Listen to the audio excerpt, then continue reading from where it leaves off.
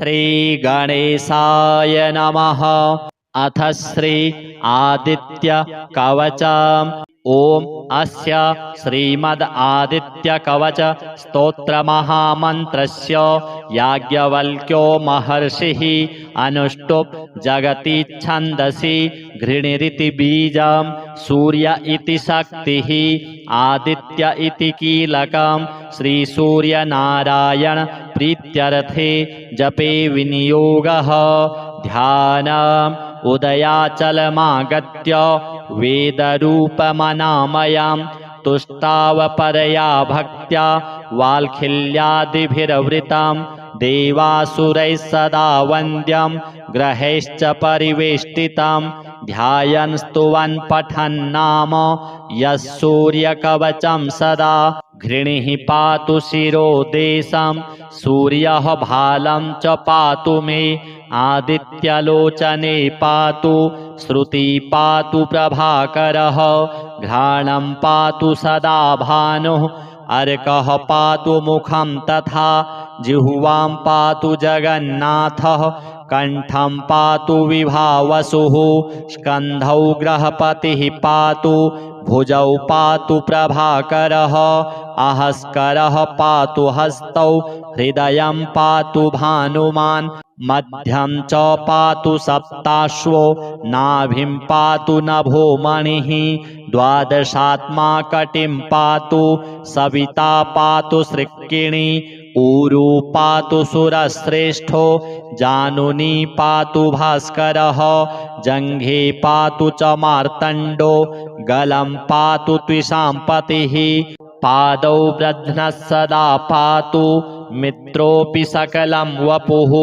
वेदत्रयात्मक स्वामिन् नारायण जगत्पते आयातयामं तं कञ्चित् वेदरूपः प्रभाकरः स्तोत्रेणानेन सन्तुष्टो वाल्खिल्यादिभिर्वृतः साक्षाद् वेदमयो देवो रथारूढः समागतः तं दृष्ट्वा सहसोत्थाय दण्डवत् प्रणमन् भुवि कृताञ्जलिपुटो भूत्वा सूर्यस्याग्रे स्थितस्तदा वेदमूर्तिर्महाभागो ज्ञानदृष्टिर्विचार्य च ब्रह्मणा स्थापितं पूर्वं यातयामविवर्जितं सत्त्वप्रधानं शुक्लाख्यं वेदरूपमनामयं शब्दब्रह्ममयं वेदं सत्कर्म ब्रह्मवाचकं मुनिमध्यापयामास प्रथमं सविता स्वयं तेन प्रथमदत्तेन वेदेन परमेश्वरः याज्ञवल्क्यो मुनिश्रेष्ठः कृतकृत्यो भवत्तदा ऋगादिसकलान् वेदान् ज्ञातवान् सूर्यसन्निधौ इदं प्रोक्तं महापुण्यं पवित्रं पापनाशनं यः पठेत् शृणुयाद्वापि सर्वपापैः प्रमुच्यते वेदार्थज्ञानसम्पन्नः सूर्यलोकमवाप्नुयात्। अथ श्री आदित्य हृदय स्तोत्रम्। ततो युद्धपरिश्रान्तं समरे चिन्तया स्थितं रावणं चाग्रतो दृष्ट्वा युद्धाय समुपस्थितं दैवतैश्च समागम्य द्रष्टुमभ्यागतो रणम् उपगम्याब्रवीद् राम मगस्त्यो भगवांस्तदा राम राम महाबाहो शृणु गुह्यं सनातनम् येन सर्वा नरीन् वत्स समरे विजयिष्यसि आदित्यहृदयं पुण्यं सर्वशत्रुविनाशनं जयावहं जपं नित्यम् अक्षयं परमं शिवं सर्वमङ्गलमाङ्गल्यं सर्वपापप्रणाशनं चिन्ताशोकप्रशमन मायुर्वर्धनमुत्तमं रश्मिमन्तं समुद्यन्तं देवासुरनमस्कृतं पूजयस्व विवस्वन्तं भास्करं भुवनेश्वरं सर्वदेवात्मको ह्येष तेजस्वी रश्मिभावनः एष देवासुरगणान् लोकान् पाति गभस्तिभिः एष ब्रह्मा च विष्णुश्च शिवः स्कन्दः प्रजापतिः महेन्द्रो धनदः कालो यमः सोमो ह्यपाम्पतिः पितरो वसवः साध्या अश्विनौ मरुतो मनुः वायुर्वहनिः प्रजः प्राणो ऋतुकर्ता प्रभाकरः आदित्यः सविता सूर्यः खगः पूषा गभस्तिमान् सुवर्णसदृशो भानुर्हिरण्यरेता दिवाकरः हरिदस्वः सहस्रार्चिः सप्तसप्तिर्मरीचिमान् तिमिरोन्मथनः शम्भुस्त्वष्टा मार्तण्डकौसुमान् हिरण्यगर्भः शिशिरस्तपनो हस्करो रविः अग्निगर्भोदितेः पुत्रः शङ्खः शिशिरनाशनः व्योमनाथस्तमो भेदी ऋग्यजुः सामपारगः घनवृष्टिरपां मित्रो विन्ध्यवीथिप्लवङ्गमः आतपी मण्डली मृत्युः पिङ्गलः सर्वतापनः कविर्विश्वो महातेजा रक्तः सर्वभवोद्भवः नक्षत्रग्रहताराणामधिपो विश्वभावनः तेजसामपि तेजस्वी द्वादशात्मन्नमोऽस्तु ते नमः पूर्वाय गिरये पश्चिमायाद्रये नमः ज्योतिर्गणानां पतये दिनाधिपतये नमः जयाय जयभद्राय हर्यश्वाय नमो नमः नमो नमः सहस्रांशो आदित्याय नमो नमः नम उग्राय वीराय सारंगाय नमो नमः नमः पद्मप्रबोधाय प्रचण्डाय नमोऽस्तु ते ब्रह्मेशानाच्युतेशाय सूरायादित्यवर्चसे भास्वते सर्वभक्षाय रौद्राय वपुषे नमः तमोघ्नाय हिमघ्नाय शत्रुघ्नायामितात्मने कृतघ्नघ्नाय देवाय ज्योतिषां पतये नमः तप्तचामीकराभाय हरये विश्वकर्मणे नमस्तमोभिनिघ्नाय रुचये लोकसाक्षिणे नाशयत्येष वैभूतं तमेव सृजति प्रभुः पायत्येष तपत्येष वर्षत्येष गभस्तिभिः एष सुप्तेषु जागर्ति भूतेषु परिनिष्ठितः एष चैवाग्निहोत्रं च फलं चैवाग्निहोत्रिणां देवाश्च क्रतवश्चैव क्रतूनां फलमेव च यानि कृत्यानि लोकेषु सर्वेषु परमप्रभुः एनमापत्सु कृच्छ्रेषु कान्तारेषु भयेषु च कीर्तयन् पुरुषः कश्चिन् नावसीदति राघव पूजयस्वैनमेकाग्रो देवदेवं जगत्पतिम् एतत्त्रिगुणितं जप्त्वा युद्धेषु विजयिष्यसि अस्मिन् क्षणे महाबाहो रावणं त्वं जहिष्यसि एवमुक्त्वा ततो गस्त्यो जगाम स यथागतम् एतच्छ्रुत्वा महातेजा नष्टशोको भवत्तदा धारयामास सुप्रीतो राघवः प्रयतात्मवान् आदित्यं प्रेक्ष्य जप्त्वेदं परं हर्षमवाप्तवान् त्रिराचम्य शुचिर्भूत्वा धनुरादाय वीर्यवान् रावणं प्रेक्ष्य हृष्टात्मा जयार्थं समुपागमत् सर्वयत्नेन महता वृतस्तस्य वधेऽभवत् अथ रविरवदन्निरीक्ष्य रामं मुदितमनः परमं प्रहृष्यमाणः निशिचरपतिसंक्षयं विदित्वा सुरगणमध्यगतो वचस्त्वरेति अथ श्रीसूर्याष्टकम् साम्ब उवाच आदिदेव नमस्तुभ्यं प्रसीद मम भास्कर दिवाकर नमस्तुभ्यं प्रभाकर नमोऽस्तु ते सप्ताश्वरथमारूढं प्रचण्डं कश्यपात्मजं श्वेतपद्मधरं देवं तं सूर्यं प्रणमाम्यहं लोहितं रथमारूढं सर्वलोकपितामहं महापापहरं देवं तं सूर्यं प्रणमाम्यहं त्रैगुण्यं च महाशूरं ब्रह्मा विष्णुमहेश्वरं महापापहरं देवं तं सूर्यं प्रणमाम्यहं बृंहितं तेजः पुञ्जं च वायुमाकाशमेव च प्रभुं च सर्वलोकानां तं सूर्यं प्रणमाम्यहं बन्धूकपुष्पसङ्काशं हारकुण्डलभूषितम् एकचक्रधरं देवं तं सूर्यं प्रणमाम्यहं तं सूर्यं जगत्कर्तारं महातेजः प्रदीपनं महापापहरं देवं तं सूर्यं प्रणमाम्यहं तं सूर्यं जगतां नाथं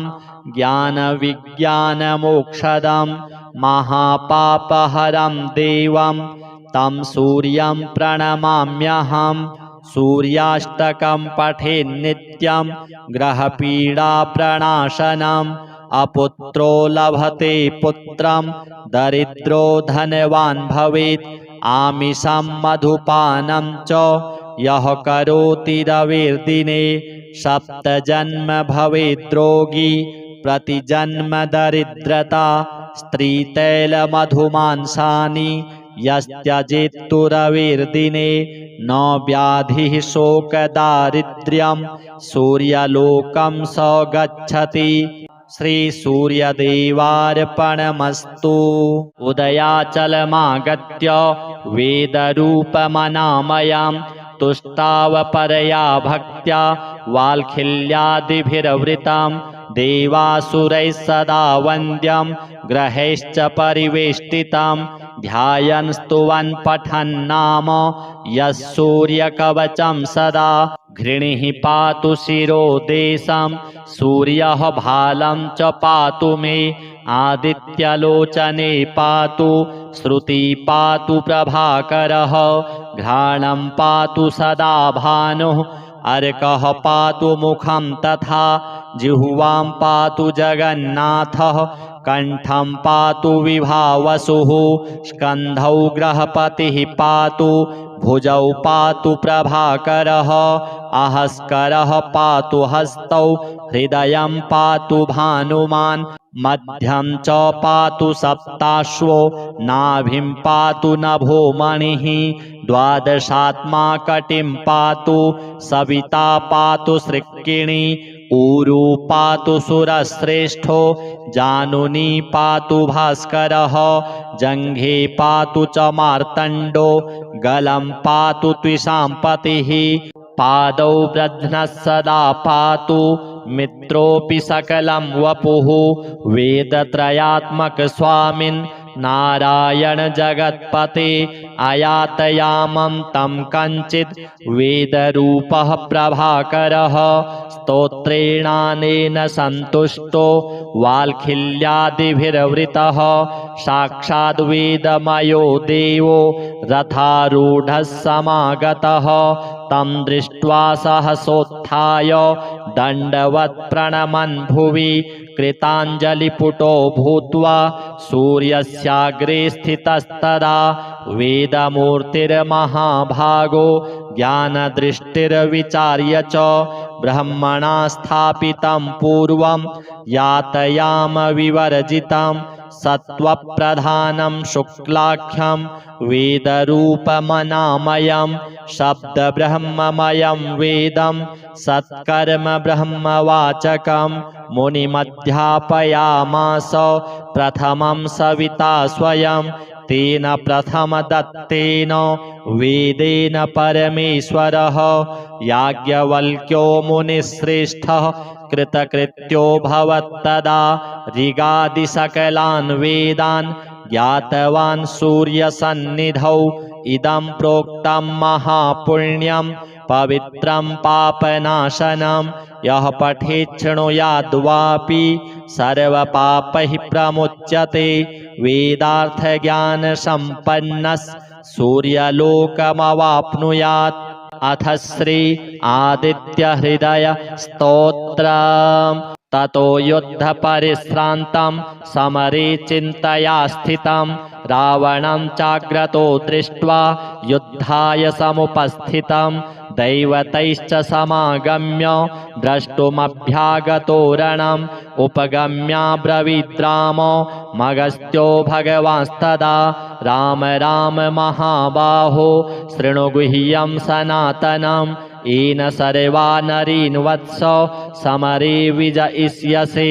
आदित्यहृदयं पुण्यं सर्वशत्रुविनाशनं जयावहं जपं नित्यम् अक्षयं परमं शिवं सर्वमङ्गलमाङ्गल्यं सर्वपापप्रणाशनं चिन्ताशोकप्रशमनं मायुर्वर्धनमुत्तमं रश्मिमन्तं समुद्यन्तं देवासुरनमस्कृतं पूजयस्व विवस्वन्तं भास्करं भुवनेश्वरं सर्वदेवात्मको ह्येष तेजस्वी रश्मिभावनः एष देवासुरगणान् लोकान् पाति गभस्तिभिः एष ब्रह्मा च विष्णुश्च शिवः स्कन्दः प्रजापतिः महेन्द्रो धनदः कालो यमः सोमो ह्यपाम्पतिः पितरो वसवः साध्या अश्विनौ मरुतो मनुः वायुर्वहनिः प्रजः प्राणो ऋतुकर्ता प्रभाकरः आदित्यः सविता सूर्यः खगः पूषा गभस्तिमान् सुवर्णसदृशो भानुर्हिरण्यरेता दिवाकरः हरिदस्वः सहस्रार्चिः सप्तसप्तिर्मरीचिमान् तिमिरोन्मथनः शम्भुस्त्वष्टा मार्तण्डकौसुमान् हिरण्यगर्भः शिशिरस्तपनो हस्करो रविः अग्निगर्भोदितेः पुत्रः शङ्खः शिशिरनाशनः व्योमनाथस्तमो भेदी ऋग्यजुः सामपारगः घनवृष्टिरपां मित्रो विन्ध्यवीथिप्लवङ्गमः आतपी मण्डली मृत्युः पिङ्गलः सर्वतापनः कविर्विश्वो महातेजा रक्तः सर्वभवोद्भवः नक्षत्रग्रहताराणामधिपो विश्वभावनः तेजसामपि तेजस्वी द्वादशात्मन्नमोऽस्तु ते नमः पूर्वाय गिरये पश्चिमायाद्रये नमः ज्योतिर्गणानां पतये दिनाधिपतये नमः जयाय जयभद्राय हर्यश्वाय नमो नमः नमो नमः सहस्रांशो आदित्याय नमो नमः नम उग्राय वीराय सारंगाय नमो नमः नमः पद्मप्रबोधाय प्रचण्डाय नमोऽस्तु ते ब्रह्मेशानाच्युतेशाय शूरायादित्यवर्चसे भास्वते सर्वभक्षाय रौद्राय वपुषे नमः तमोघ्नाय हिमघ्नाय शत्रुघ्नायामितात्मने कृतघ्नघ्नाय देवाय ज्योतिषां पतये नमः तप्तचामीकराभाय हरये विश्वकर्मणे नमस्तमोभिनिघ्नाय रुचये लोकसाक्षिणे नाशयत्येष वैभूतं तमेव सृजति प्रभुः पायत्येष तपत्येष वर्षत्येष गभस्तिभिः एष सुप्तेषु जागर्ति भूतेषु परिनिष्ठितः एष चैवाग्निहोत्रं च फलं चैवाग्निहोत्रिणां देवाश्च क्रतवश्चैव क्रतूनां फलमेव च यानि कृत्यानि लोकेषु सर्वेषु परमप्रभुः एनमापत्सु कृच्छ्रेषु कान्तारेषु भयेषु च कीर्तयन् पुरुषः कश्चिन् नावसीदति राघव पूजयस्वैनमेकाग्रो देवदेवं जगत्पतिम् एतत् त्रिगुणितं जप्त्वा युद्धेषु विजयिष्यसि अस्मिन् क्षणे महाबाहो रावणं त्वं जहिष्यसि एवमुक्त्वा ततो गस्त्यो जगाम स यथागतम् एतत् श्रुत्वा महातेजा नष्टशोको भवत्तदा धारयामास सुप्रीतो राघवः प्रयतात्मवान् आदित्यं प्रेक्ष्य जप्त्वेदं परं हर्षमवाप्तवान् त्रिराचम्य शुचिर्भूत्वा धनुरादाय वीर्यवान् रावणं प्रेक्ष्य हृष्टात्मा जयार्थं समुपागमत् सर्वयत्नेन महता वृतस्तस्य वधेऽभवत् अथ रविरवदन्निरीक्ष्य रामं मुदितमनः परमं प्रहृष्यमाणः निशिचरपतिसंक्षयं विदित्वा सुरगणमध्यगतो वचस्त्वरेति अथ श्रीसूर्याष्टकम् साम्ब उवाच आदिदेव नमस्तुभ्यं प्रसीद मम भास्कर दिवाकर नमस्तुभ्यं प्रभाकर नमोऽस्तु ते सप्ताश्वरथमारूढं प्रचण्डं कश्यपात्मजं श्वेतपद्मधरं देवं तं सूर्यं प्रणमाम्यहं लोहितं रथमारूढं सर्वलोकपितामहं महापापहरं देवं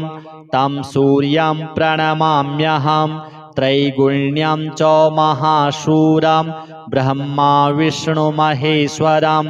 महापापहरं देवं तं सूर्यं प्रणमाम्यहं बृंहितं तेजः पुञ्जं च वायुमाकाशमेव च प्रभुं च सर्वलोकानां तं सूर्यं प्रणमाम्यहं बन्धूकपुष्पसङ्काशं हारकुण्डलभूषितम् एकचक्रधरं देवं तं सूर्यं प्रणमाम्यहं तं सूर्यं जगत्कर्तारं महातेजः प्रदीपनं महापापहरं देवं तं सूर्यं प्रणमाम्यहं तं सूर्यं जगतां नाथं ज्ञानविज्ञानमोक्षदं महापापहरं देवं तं सूर्यं प्रणमाम्यहं सूर्याष्टकं पठेन्नित्यं ग्रहपीडाप्रणाशनम् अपुत्रो लभते पुत्रं दरिद्रो धनवान् भवेत् आमिषं मधुपानं च यः करोति रविर्दिने सप्तजन्म भवेद्रोगी प्रतिजन्म दरिद्रता स्त्रीतैलमधुमांसानि यस्त्यजेत्तु रविर्दिने न व्याधिः शोकदारिद्र्यं सूर्यलोकं स गच्छति श्रीसूर्यदेवार्पणमस्तु उदयाचलमागत्य वेदरूपमनामयं तुष्टावपरया भक्त्या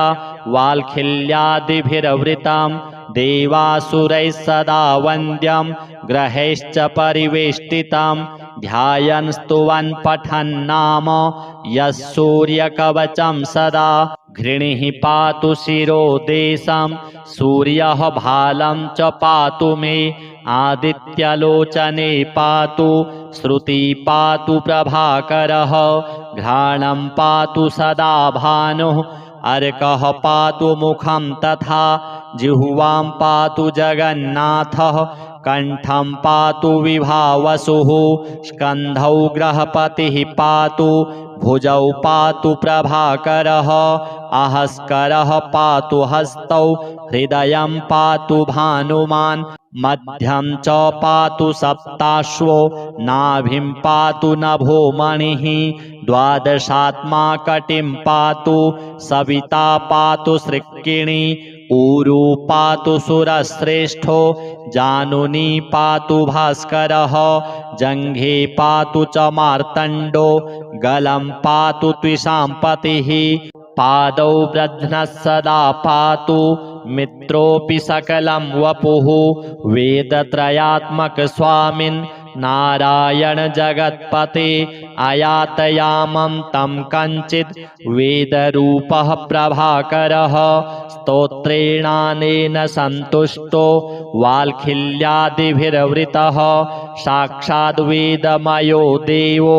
रथारूढः समागतः तं दृष्ट्वा सहसोत्थाय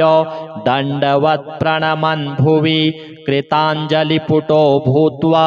सूर्यस्याग्रे स्थितस्तदा वेदमूर्तिर्महाभागो ज्ञानदृष्टिर्विचार्य च ब्रह्मणा स्थापितं पूर्वं यातयामविवर्जितं सत्त्वप्रधानं शुक्लाख्यं वेदरूपमनामयं शब्दब्रह्ममयं वेदं सत्कर्म ब्रह्मवाचकं मुनिमध्यापयामास प्रथमं सविता स्वयं तेन प्रथमदत्तेन वेदेन परमेश्वरः याज्ञवल्क्यो मुनिश्रेष्ठः कृतकृत्यो भवत्तदा ऋगादिसकलान् वेदान् ज्ञातवान् सूर्यसन्निधौ इदं प्रोक्तं महापुण्यं पवित्रं पापनाशनं यः पठेत् शृणुयाद्वापि सर्वपापैः प्रमुच्यते वेदार्थज्ञानसम्पन्नः सूर्यलोकमवाप्नुयात्। अथ श्री आदित्यहृदय स्तोत्रम्। ततो युद्धपरिश्रान्तं समरे चिन्तया स्थितं रावणं चाग्रतो दृष्ट्वा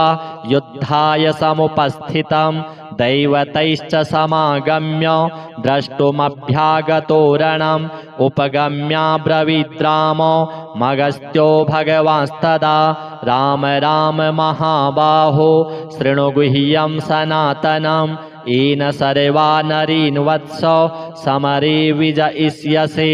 आदित्यहृदयं पुण्यं सर्वशत्रुविनाशनं जयावहं जपं नित्यम् अक्षयं परमं शिवं सर्वमङ्गलमाङ्गल्यं सर्वपापप्रणाशनं चिन्ताशोकप्रशमनं मायुर्वर्धनमुत्तमं रश्मिमन्तं समुद्यन्तं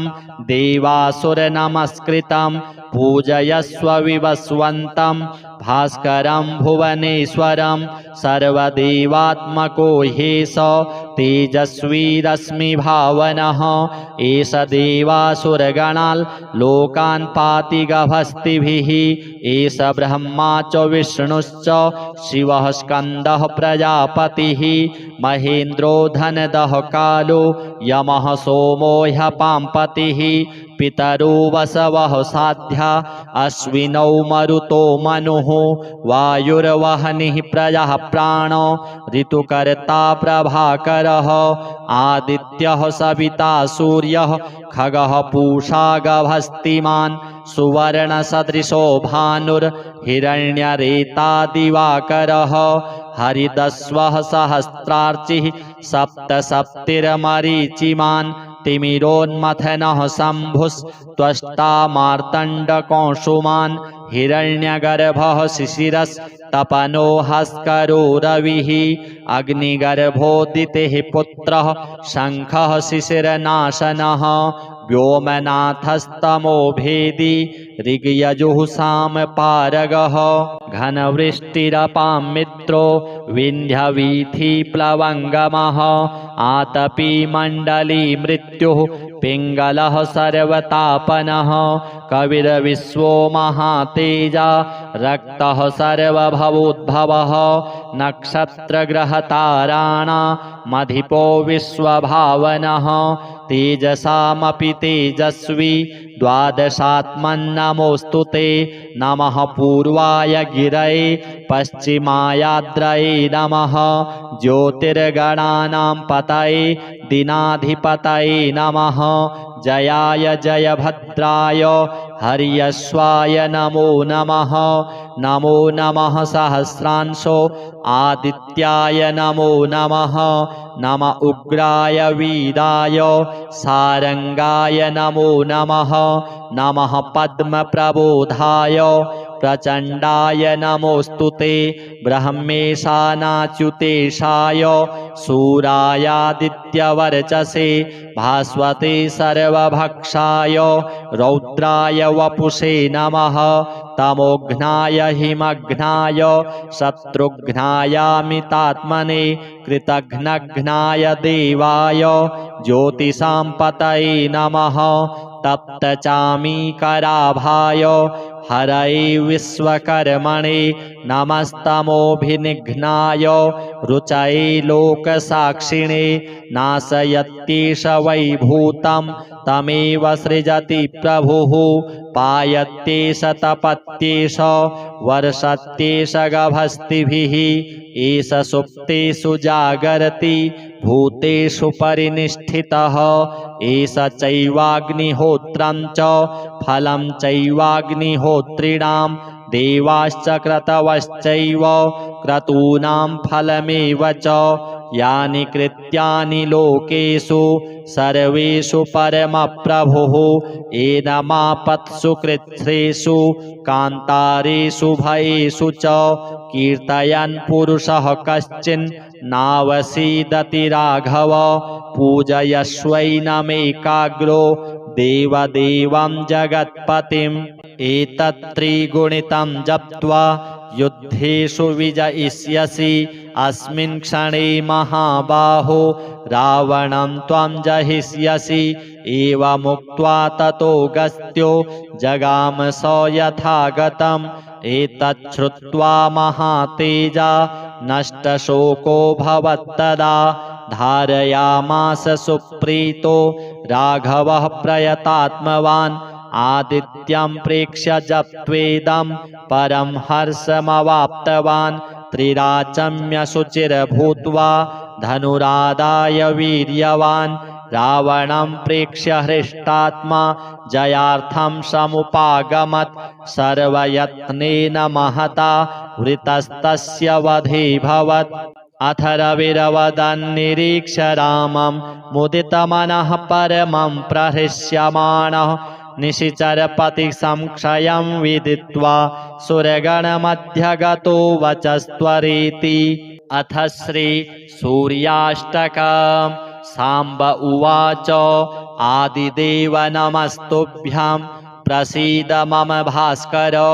दिवाकर नमस्तुभ्यं प्रभाकर नमोऽस्तु ते सप्ताश्वरथमारूढं प्रचण्डं कश्यपात्मजं श्वेतपद्मधरं देवं तं सूर्यं प्रणमाम्यहं लोहितं रथमारूढं सर्वलोकपितामहं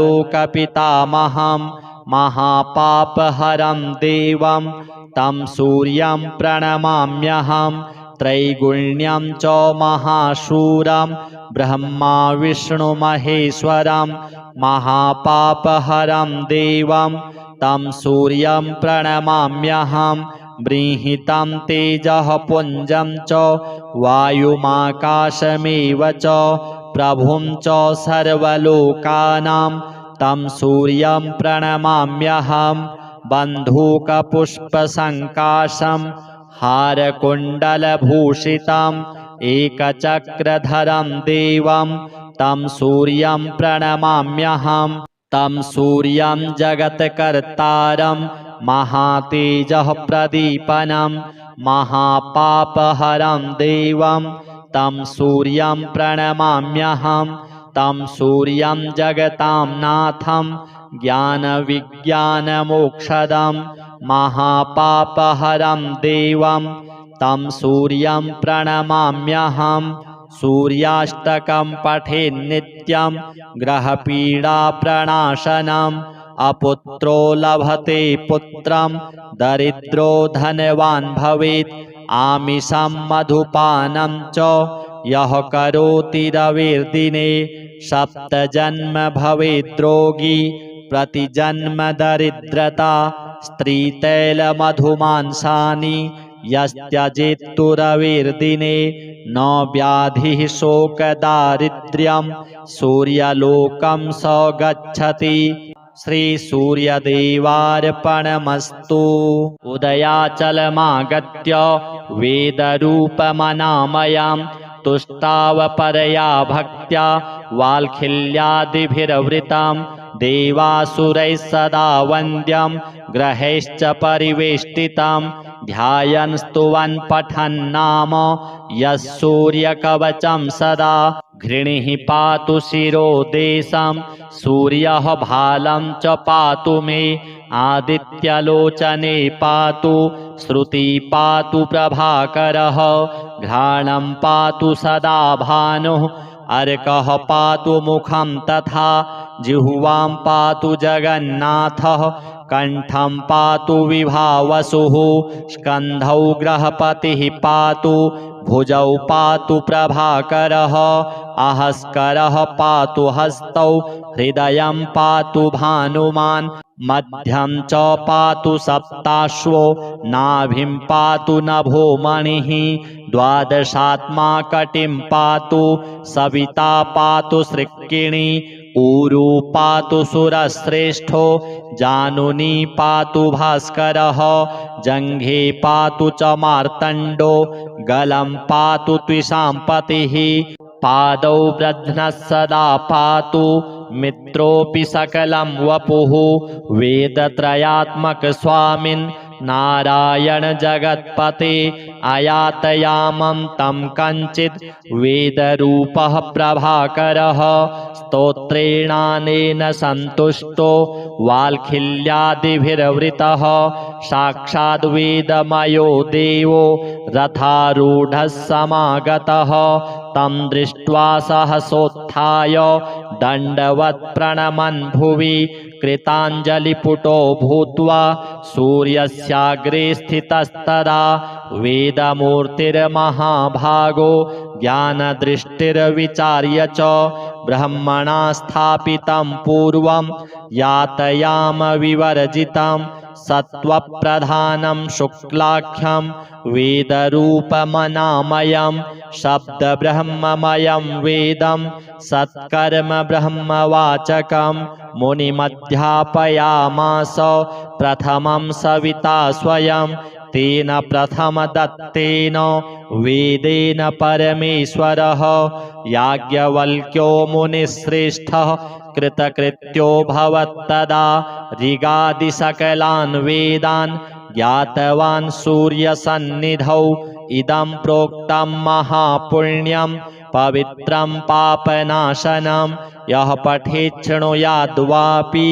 सर्वपापैः प्रमुच्यते वेदार्थज्ञानसम्पन्नः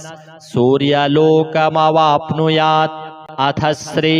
आदित्यहृदय स्तोत्रम्। ततो युद्धपरिश्रान्तं समरे चिन्तया स्थितं रावणं चाग्रतो दृष्ट्वा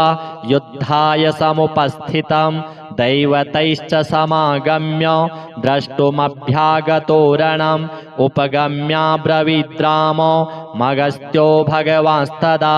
राम राम महाबाहो शृणु गुह्यं सनातनम् येन सर्वा नरीन् वत्स समरे विजयिष्यसे आदित्यहृदयं पुण्यं सर्वशत्रुविनाशनं जयावहं जपं नित्यम् अक्षयं परमं शिवं सर्वमङ्गलमाङ्गल्यं सर्वपापप्रणाशनं चिन्ताशोकप्रशमनं मायुर्वर्धनमुत्तमं रश्मिमन्तं समुद्यन्तं देवासुरनमस्कृतं पूजयस्व विवस्वन्तं भास्करं भुवनेश्वरं सर्वदेवात्मको ह्येष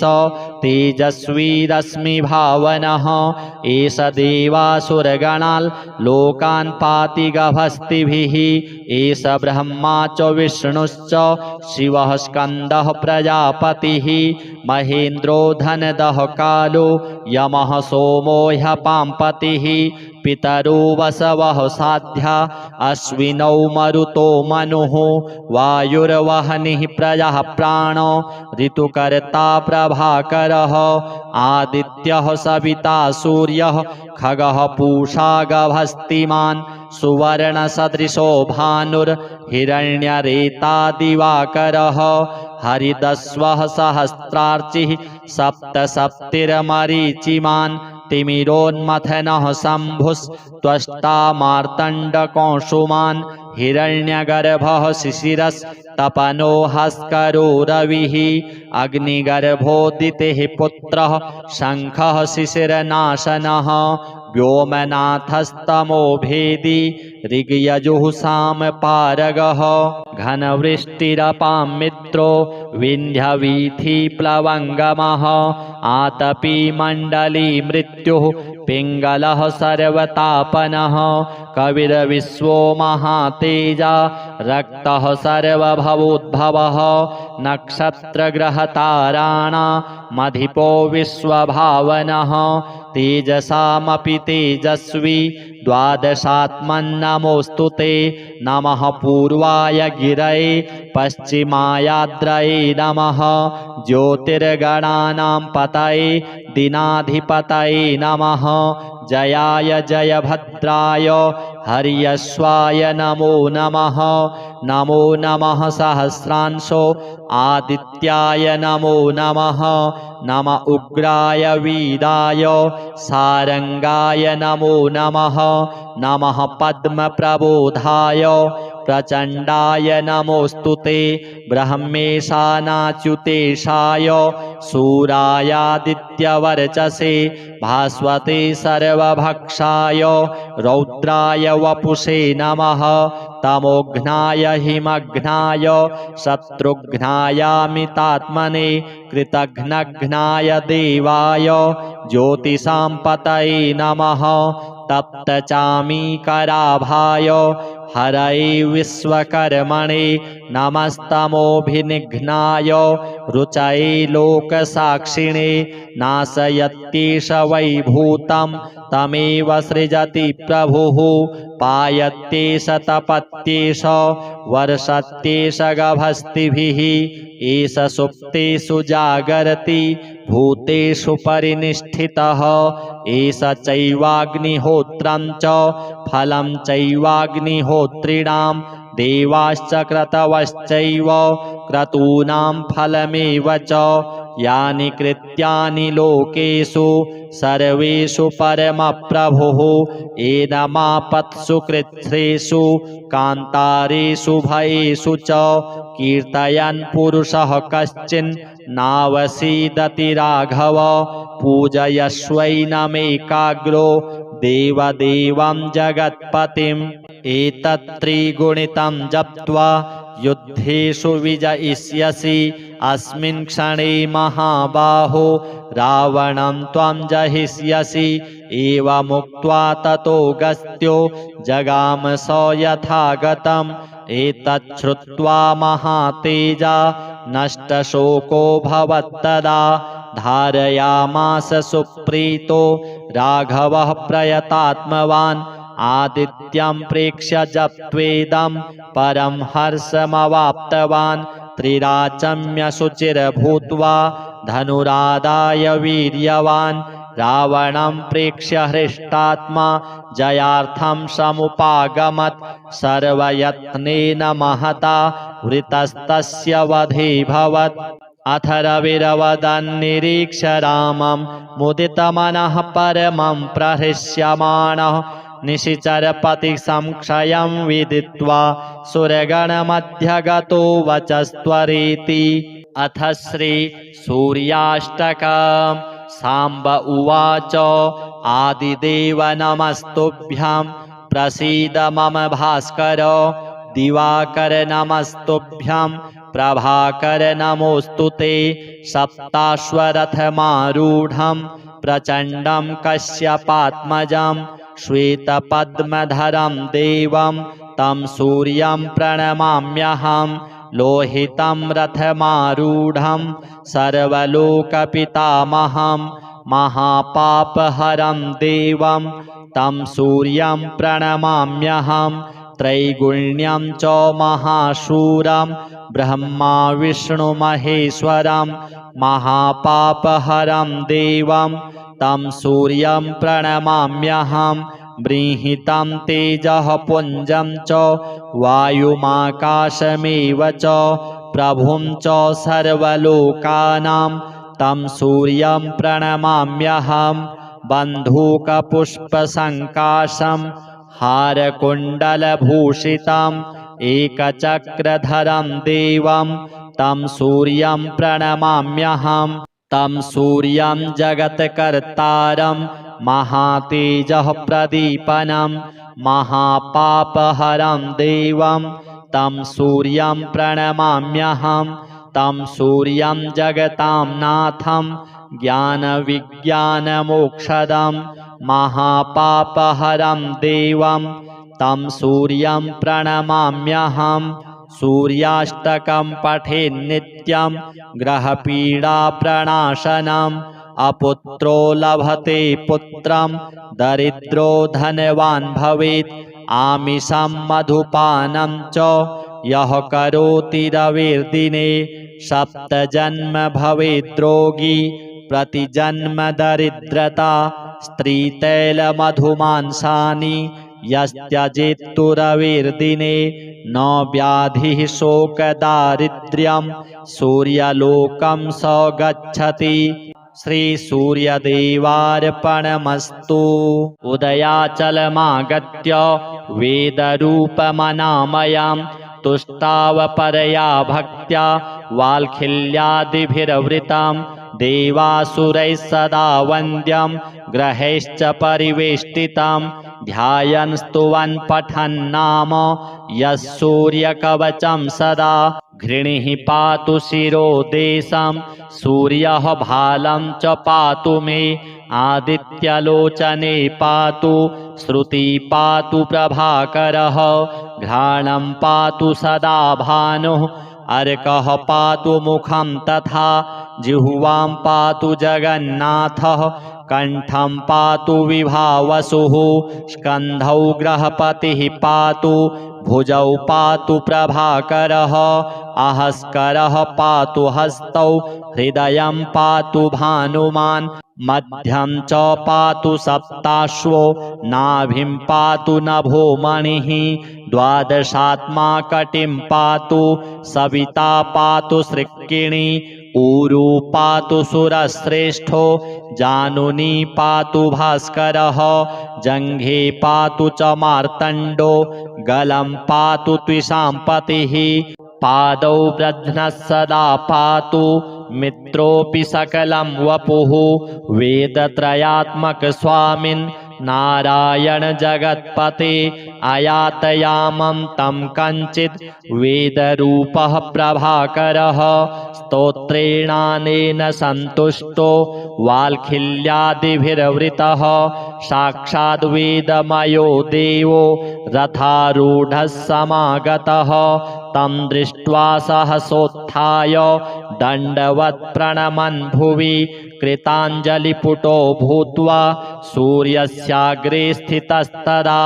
वेदमूर्तिर्महाभागो ज्ञानदृष्टिर्विचार्य च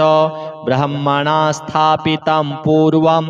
यातयामविवर्जितं सत्त्वप्रधानं शुक्लाख्यं वेदरूपमनामयं शब्दब्रह्ममयं वेदं सत्कर्मब्रह्मवाचकं मुनिमध्यापयामास प्रथमं सविता स्वयं तेन प्रथमदत्तेन वेदेन परमेश्वरः याज्ञवल्क्यो मुनिश्रेष्ठः कृतकृत्यो भवत्तदा ऋगादिसकलान् वेदान् ज्ञातवान् सूर्यसन्निधौ इदं प्रोक्तं महापुण्यं पवित्रं पापनाशनं यः पठेत् शृणुयाद्वापि सर्वपापैः प्रमुच्यते वेदार्थज्ञानसम्पन्नः सूर्यलोकमवाप्नुयात्। अथ श्री आदित्यहृदय स्तोत्रम्। ततो युद्धपरिश्रान्तं समरे चिन्तया स्थितं रावणं चाग्रतो दृष्ट्वा युद्धाय समुपस्थितं दैवतैश्च समागम्य द्रष्टुमभ्यागतो रणम् उपगम्याब्रवीद्राम मगस्त्यो भगवांस्तदा राम राम महाबाहो शृणु गुह्यं सनातनम् येन सर्वा नरीन् वत्स समरे विजयिष्यसि आदित्यहृदयं पुण्यं सर्वशत्रुविनाशनं जयावहं जपं नित्यम् अक्षयं परमं शिवं सर्वमङ्गलमाङ्गल्यं सर्वपापप्रणाशनं चिन्ताशोकप्रशमनं मायुर्वर्धनमुत्तमं रश्मिमन्तं समुद्यन्तं देवासुरनमस्कृतं पूजयस्व विवस्वन्तं भास्करं भुवनेश्वरं सर्वदेवात्मको ह्येष तेजस्वी रश्मिभावनः एष देवासुरगणान् लोकान् पाति गभस्तिभिः एष ब्रह्मा च विष्णुश्च शिवः स्कन्दः प्रजापतिः महेन्द्रो धनदः कालो यमः सोमो ह्यपाम्पतिः पितरो वसवः साध्या अश्विनौ मरुतो मनुः वायुर्वहनिः प्रजः प्राणो ऋतुकर्ता प्रभाकरः आदित्यः सविता सूर्यः खगः पूषा गभस्तिमान् सुवर्णसदृशो भानुर्हिरण्यरेता दिवाकरः हरिदस्वः सहस्रार्चिः सप्तसप्तिर्मरीचिमान् तिमिरोन्मथनः शम्भुस्त्वष्टा मार्तण्डकौसुमान् हिरण्यगर्भः शिशिरस्तपनो हस्करो रविः अग्निगर्भोदितेः पुत्रः शङ्खः शिशिरनाशनः व्योमनाथस्तमो भेदी ऋग्यजुः सामपारगः घनवृष्टिरपां मित्रो विन्ध्यवीथिप्लवङ्गमः आतपी मण्डली मृत्युः पिङ्गलः सर्वतापनः कविर्विश्वो महातेजा रक्तः सर्वभवोद्भवः नक्षत्रग्रहताराणामधिपो विश्वभावनः तेजसामपि तेजस्वी द्वादशात्मन्नमोऽस्तु ते नमः पूर्वाय गिरये पश्चिमायाद्रये नमः ज्योतिर्गणानां पतये दिनाधिपतये नमः जयाय जयभद्राय हर्यश्वाय नमो नमः नमो नमः सहस्रांशो आदित्याय नमो नमः नम उग्राय वीराय सारंगाय नमो नमः नमः पद्मप्रबोधाय प्रचण्डाय नमोऽस्तु ते ब्रह्मेशानाच्युतेशाय सूरायादित्यवर्चसे भास्वते सर्वभक्षाय रौद्राय वपुषे नमः तमोघ्नाय हिमघ्नाय शत्रुघ्नायामितात्मने कृतघ्नघ्नाय देवाय ज्योतिषां पतये नमः तप्तचामीकराभाय हरये विश्वकर्मणे नमस्तमोभिनिघ्नाय रुचये लोकसाक्षिणे नाशयत्येष वैभूतं तमेव सृजति प्रभुः पायत्येष तपत्येष वर्षत्येष गभस्तिभिः एष सुप्तेषु जागर्ति भूतेषु परिनिष्ठितः एष चैवाग्निहोत्रं च फलं चैवाग्निहोत्रिणां देवाश्च क्रतवश्चैव क्रतूनां फलमेव च यानि कृत्यानि लोकेषु सर्वेषु परमप्रभुः एनमापत्सु कृच्छ्रेषु कान्तारेषु भयेषु च कीर्तयन् पुरुषः कश्चिन् नावसीदति राघव पूजयस्वैनमेकाग्रो देवदेवं जगत्पतिम् एतत्त्रिगुणितं जप्त्वा युद्धेषु विजयिष्यसि अस्मिन् क्षणे महाबाहो रावणं त्वं जहिष्यसि एवमुक्त्वा ततो गस्त्यो जगाम स यथागतम् एतच्छ्रुत्वा महातेजा नष्टशोको भवत्तदा धारयामास सुप्रीतो राघवः प्रयतात्मवान् आदित्यं प्रेक्ष्य जप्त्वेदं परं हर्षमवाप्तवान् त्रिराचम्य शुचिर्भूत्वा धनुरादाय वीर्यवान् रावणं प्रेक्ष्य हृष्टात्मा जयार्थं समुपागमत् सर्वयत्नेन महता वृतस्तस्य वधेऽभवत् अथ रविरवदन्निरीक्ष्य रामं मुदितमनः परमं प्रहृष्यमाणः निशिचरपतिसंक्षयं विदित्वा सुरगणमध्यगतो वचस्त्वरेति अथ श्रीसूर्याष्टकम् साम्ब उवाच आदिदेव नमस्तुभ्यं प्रसीद मम भास्कर दिवाकर नमस्तुभ्यं प्रभाकर नमोऽस्तु ते सप्ताश्वरथमारूढं प्रचण्डं कश्यपात्मजं श्वेतपद्मधरं देवं तं सूर्यं प्रणमाम्यहं लोहितं रथमारूढं सर्वलोकपितामहं महापापहरं देवं तं सूर्यं प्रणमाम्यहं त्रैगुण्यं च महाशूरं ब्रह्मा विष्णुमहेश्वरं महापापहरं देवं तं सूर्यं प्रणमाम्यहं बृंहितं तेजः पुञ्जं च